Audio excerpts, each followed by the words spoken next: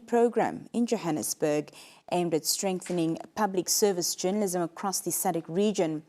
The workshop, opened by SABA President Stanley Simulo, brings together media professionals to explore topics such as ethical reporting, AI in newsrooms, and the importance of African narratives.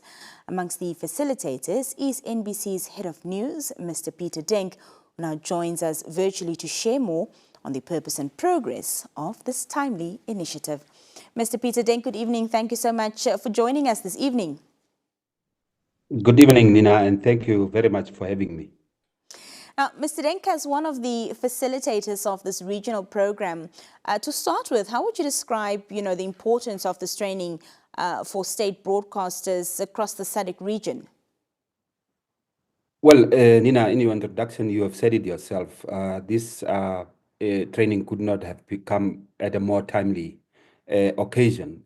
You yourself have reported earlier, I think in previous programs, you have reported around the survey on AI use in newsrooms in Namibia, Zimbabwe, and Malawi. Which, of course, this survey was launched by or was commissioned by the Namibia Media Trust. And this survey showed that, 84% across the newsrooms that were surveyed are using AI consistently, and up to 77% of that is used daily. But a concerning issue is only, I think, is it 24%, if my memory serves me correct, only 24% of that, of the users of AI actually receive training. That's right. On the use of AI. And that is a concern. So, and also what the other, I think the other statistic was that 13% use AI without any guidelines, any organizational policies, any legislation for that matter. So speaking of the timeliness of this training, I couldn't have come at a better time, in my view. Given this rapid growth of artificial intelligence, Mr. Denk, as well as other digital tools that are used in the newsrooms, how is the training addressing the balance between innovation and, of course, journalistic integrity? Well, it's quite an important question, Nina, that you are raising, because the participants themselves has expressed, fears around AI and what AI could mean to their job security and things like that. But it is important that we know that AI has come to stay.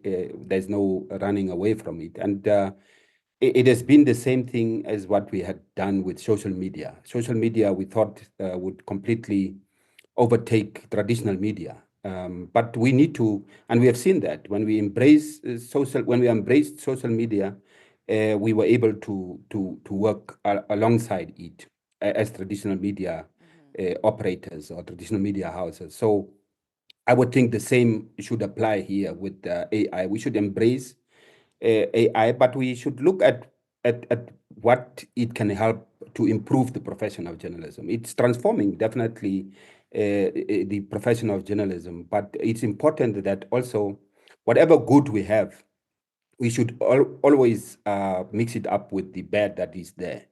While it can bring significant benefits, we must also be aware of the risk involved. And it's therefore important that we need to strike a balance between innovation and, of course, ethical considerations within our profession. We know that this balance will be very key to harnessing AI's full potential and ensure that we can leverage on its advantages while at the same time safeguarding professional integrity. There's this one author of a book that I've been reading on AI, how to become irreplaceable in the age of AI. And he basically says, and this is Pascal Bonnet, he basically says that you have two options. You can either sit back and allow AI to take over because it's very convenient. You can sit back and become lazy, or you can, the other option, which I think would be more the better option, is to then take control of AI and be at the forefront of AI, and that is the essence of the use of AI, in my view at least, that human intelligence and human interaction should be front and center of in the use of AI. So it's that is quite important that we keep keep our eye on AI, that AI does not control us, but that humans always are in control of AI. Well, as you rightfully say, Mr. Denk, there is this concern, amongst the journalism groups that, artificial intelligence might take our jobs. But something another individual who's also very vocal, within the AI space has said that AI is not here to take your jobs, but somebody who understands AI might do that exactly. Also, Mr. Denk, of the themes that are being promoted is African narratives within this training. So how can public broadcasters within the region collaborate more effectively to ensure that, our African stories are told authentically as well as widely? Well, another important aspect, and I think another fascinating topic at the workshop is exactly what you are saying, that we need to tell African stories ourselves. And just to add that, I want to go back to a global media index for Africa that was launched, I think, last year by Africa No Filter. Sorry, it's an Open Society Foundation a grant. They received it from the Open Society Foundation to do this media index. Just briefly, it assessed stories from across the world, African stories from a range of outlets on how Africa is portrayed in the global media. And the findings were quite interesting, that there is still that stereotypical portrayal of Africa. Africa is a crisis-laden continent. There's wars, there's poverty, there's corruption, there's all of the negatives. But and this really showed that there is a need for Africans to tell their own story, and this has become a cliche, if I may say that. But it's true and these findings have proven it, that Africans need to tell their own stories by themselves, because Africa is, as I was saying, has been portrayed as a dark continent, portrayed characterized by wars, poverty, and all kind of negative things. So while it's true like that, there is those challenges there is also quite a number of innovative and progressive stories around Africa that we need to tell, and we need to tell effectively. And we can only tell that effectively if we tell our own story. So one of the ways I would think is, in my view at least, is for us to be able to amplify positive stories around Africa, have more partnerships with organizations, whether it's a direct relation that you would have with ZBC or Botswana TV or any other of the regional broadcasters within the SABA region. If we have those kind of partnerships, we will be able to amplify the positive stories around the continent. And then, we have Eye on SADC. This is an existing platform that we need to strengthen.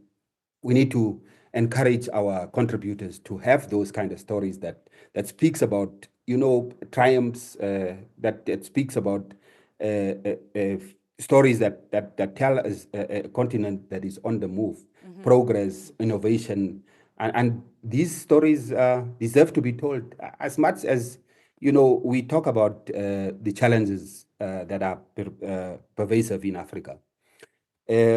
And I would like to, just to end my kind of long-winded answer to your question, I'd like to quote Ruth Omondi from the Open Society Foundations, saying, ultimately, changing Africa's global news coverage is not just about balance and fairness. It's about acknowledging Africa's rightful place in the world.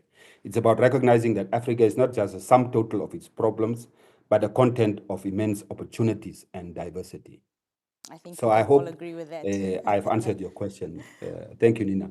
Thank you so much, Mr. Denk, and we appreciate your time this evening. Thank you for joining us. Thank you so much for having me, Nina. Well, that was Mr. Peter Denk of the NBC speaking to us there, the head of news and current affairs, currently in South Africa, part of the Southern African Broadcasting Regional Training Program that is launched today, and he is one of the facilitators at the training. Let's have a look at what the weather has in store, and we'll be back after that.